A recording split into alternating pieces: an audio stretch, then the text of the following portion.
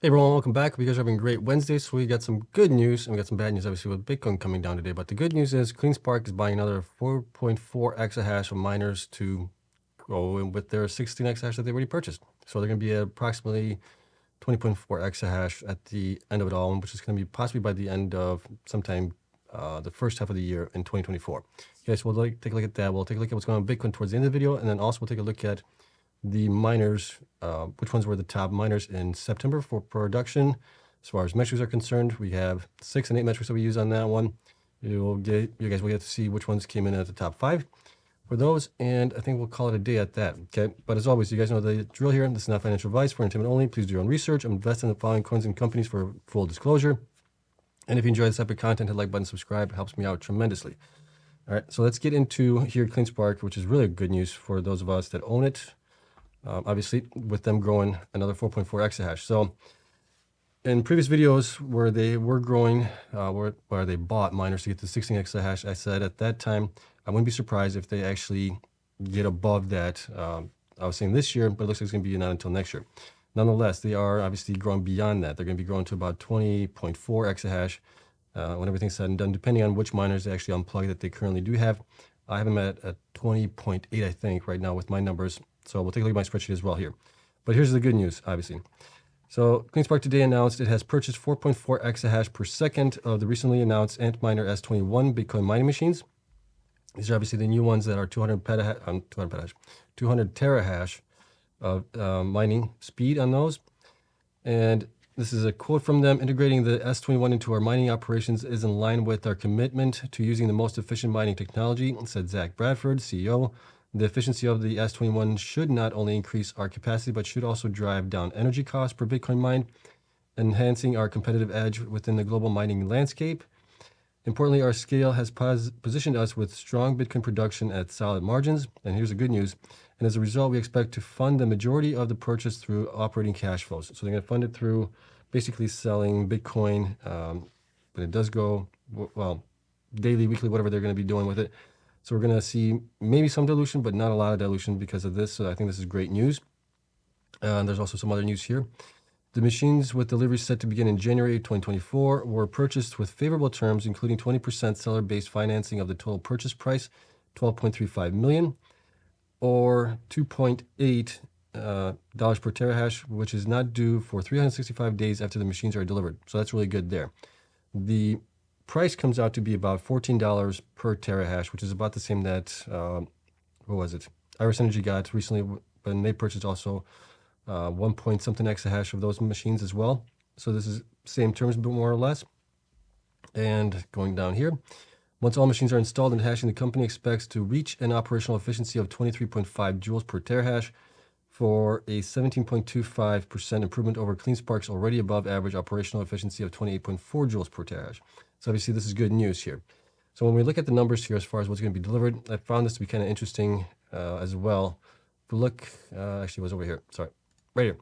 So this is a part of the release here through the SEC. They just put this out there today. This is the contract with Bitmain, and this is the delivery schedule here as far as how things work out. So the interesting part of it was here, the reference quantity that they're getting, which is what they're buying. They're basically paying $35 per terahash on those machines, but they're also getting, let me see here, total hash rate. Maybe we can make this a little bit smaller here. That definitely made it smaller. Let's see, where was it? There it is. Okay, makes it a little bit maybe better to see. Where did it go? I just lost it, didn't I? There it is. Okay, I think that's better now. So total hash rate of additional products for free. So they're getting quite a bit of miners for free here. They're getting about 9,450, which I think are part of the credits that they get, things like that. But overall, the total price for this is 88.2 million.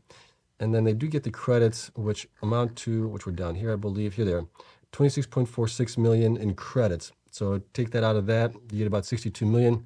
Divide that by the 4.4 exahash, and you're basically getting those machines for $14 per terahash as it is, okay? So really good pricing on that.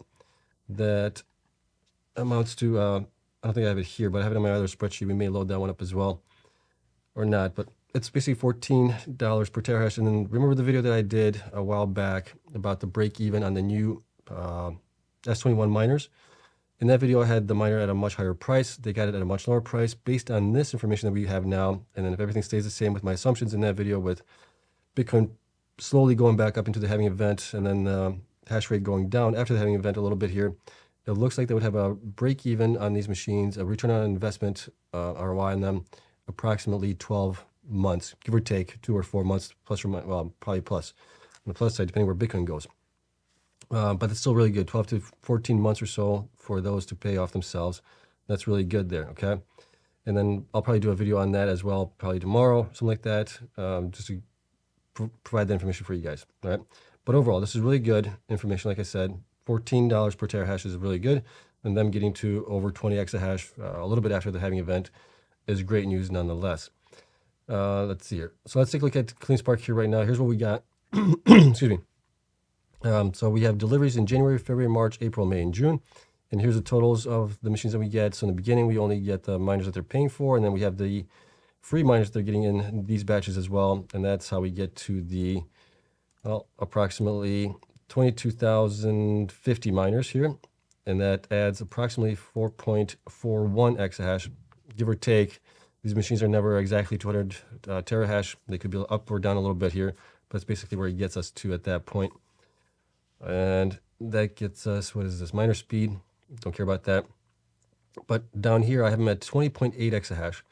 And that's with me taking out some of the older miners here, the 86 terahash miners, the 88 terahash miners, 96, 98, and the 95 terahash miners down here. I left the ones that are above 100 terahash. I think those are still going to be fine here. But that does get us to 20.8 roughly. And it does get us to the well, I have them at 23.39 joules per terahash, which is, I believe, a little bit better than what they're reporting that they're going to get to. Let's see, what did they state? 23.5. So I have them at a little bit lower than what they're reporting here, and that's just depending on what the watts are per machine here. And this is the best numbers that I could use for them based on the machines that they did purchase. From the manufacturer's information, it could be up or down a little bit here, but that's really close to what we have. So really happy with that. So with that being said, they are right now at approximately 9.6 exahash. That's basically doubling from where they are right now. Doubling plus a little bit more.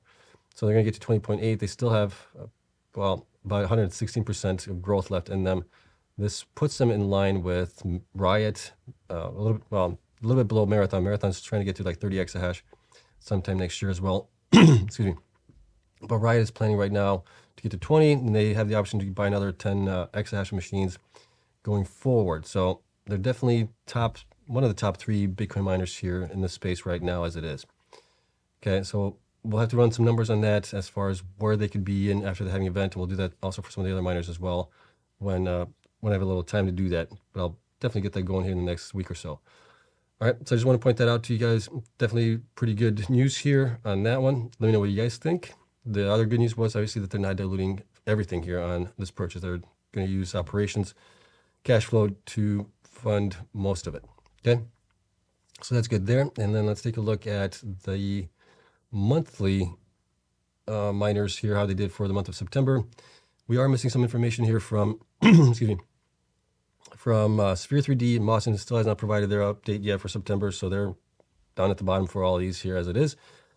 And in this one, we track month-over-month hash rate growth percentage-wise. How much did they grow their hash rate, their current hash rate, the Bitcoins mined per exahash efficiency. There's some caveats to some of these here. I'll point those out to you guys as well. Month-over-month BTC mined percentage, and then BTC mined for the month. Days they were operational for the month, based on my numbers here. Their HODL balance, and then the BTC percentage sold.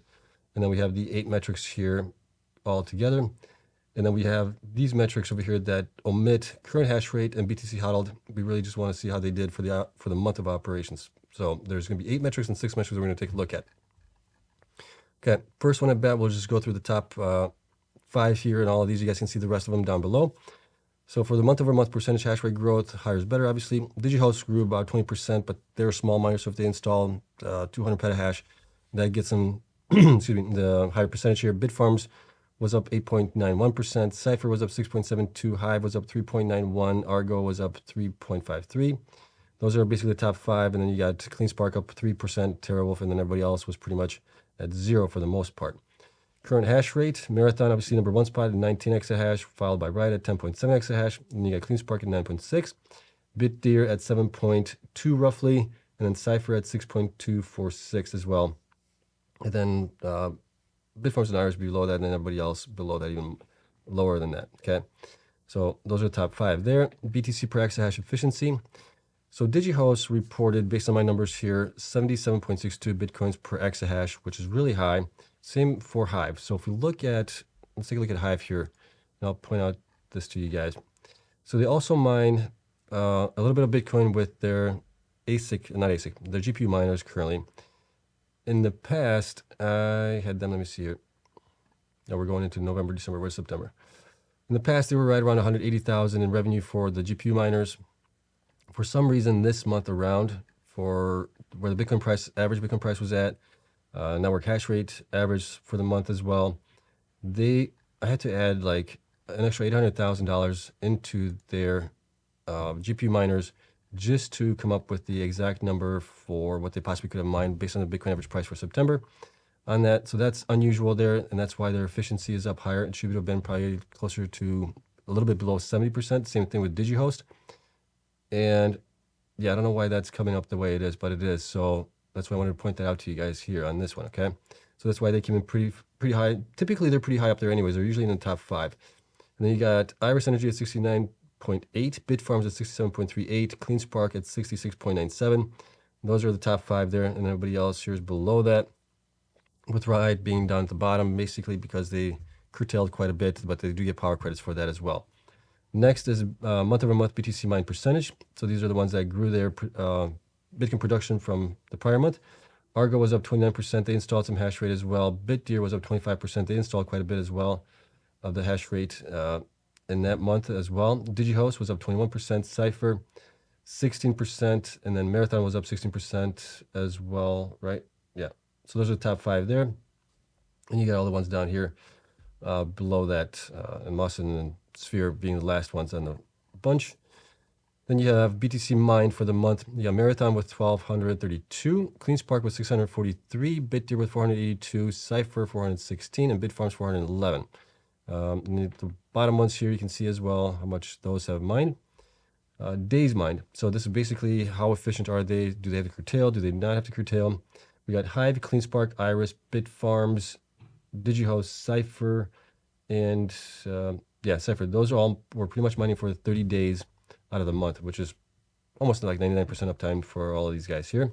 TerraWolf was at 29.4, Bit Digital was up 28.78, Marathon was up 28.56, so that was good. Bitdeer was up 28.29. Then we have drop here of DMG, Argo, Hut 8, and Ride was only at almost 15 days here. So the top 5 here would be really, I mean, it would be more than top 5. You got all of these guys at 30, and then a couple of these guys here as well on that one, okay? HODL, you can see Marathon has the highest HODL right now at 13,726, Hut 8 at 9,366, Riot at 7,327, and then Cleanspark is in the number 4 spot here at 2240, and then followed by Hive at 2032. Hive did not provide a HODL number in their report, unfortunately. So we don't know if they actually grew that, if they could have been in 4th spot or, 4th spot instead of being in 5th spot, but we just don't know. Okay, so those are the top 5 for that one. Then we look at BTC percentage sold for the month of September. Hut 8 didn't sell anything, so they're hodling everything, meaning they're either spending cash to fund operations or they're diluting, okay? Cleanspark only sold 12.4%. We know that Cleanspark had a lot of cash. They're paying cash mostly to fund their operations. Bit Digital sold half of their stack here. Marathon sold 64%. Bitfarms sold 88%. So those are, let me see the top 4. Cypher would be the top 5, 91.8%.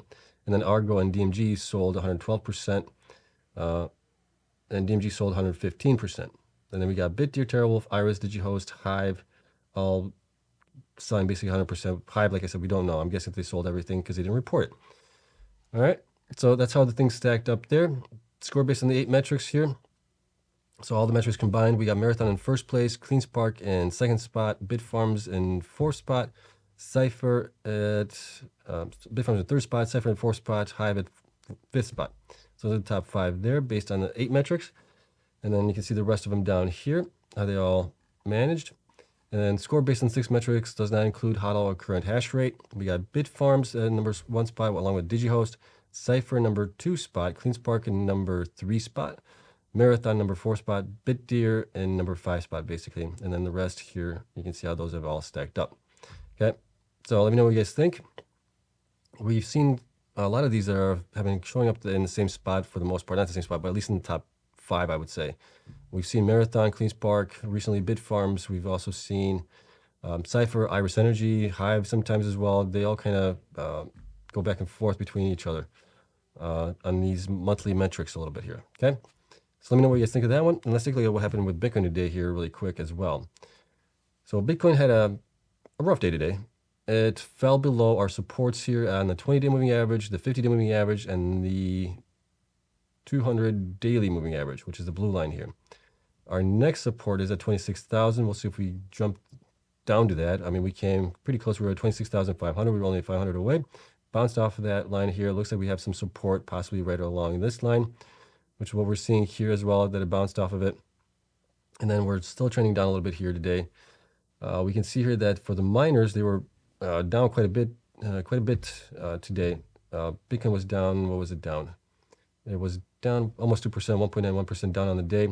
Miners, obviously, for the most part, did worse than that. The only exception here was Argo was actually up today, surprisingly 7.92%. Any was down. BitDigital was down.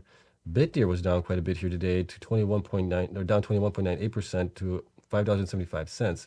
Not sure what happened there. Why that one's been continuing to drop here below that. I'm wondering if since it became public here this past year, I wonder if the time frame for when insiders can sell, or the organizers of the SPAC merger, whatever it was, can sell. I wonder if that's what's happening right now. But we've definitely seen the price here come way down. And as you can see here, they started at, well, much higher. Let me get rid of these weekly and daily lines here. Maybe we can get a better view of it. But yeah, here's where they went pretty much basically public. We saw it skyrocket here, came all the way down, then went back up, and I don't know. We're heading down lower, it looks like, possibly. Maybe you have bottomed out right now, but that's definitely tough. Bitfarms was down 2.86, Cypher was down 4.63, Cleanspark was down just 0.27 on the day. I think the news that they're buying additional 4.4 exahash has helped them out today. Who else was down really bad here? Marathon was down 6.62%, Riot was down 7.43% as well. Stronghold was down 8.13%, so not a good day for the miners. And like I said, we'll have to keep an eye and see what happens there going forward. We may be in this period where the miners actually go down until the halving event like we did last time around, but we'll see, okay? Let me know if you guys have any ideas. Other than that, we'll call it a day. So as always, you guys know the drill here. I appreciate you guys watching very much. If you enjoy the content, hit the like button, subscribe. Helps me out tremendously. Also, thank you to all the Patreon members there. The patrons will get the spreadsheets here after I do the video here, finish the video. And then that's still available to you guys for $5 a month right now. So if you guys want to get all the data that I have on all the miners, you're more than welcome to join and become a member. And then we also have Discord in there as well. So you can take part in our discussions in the private Discord channel as well. All right. So that's it. I hope you guys enjoyed it. And if you did, hit the like button, subscribe, helps me out. And have a wonderful evening. I'll see you guys tomorrow.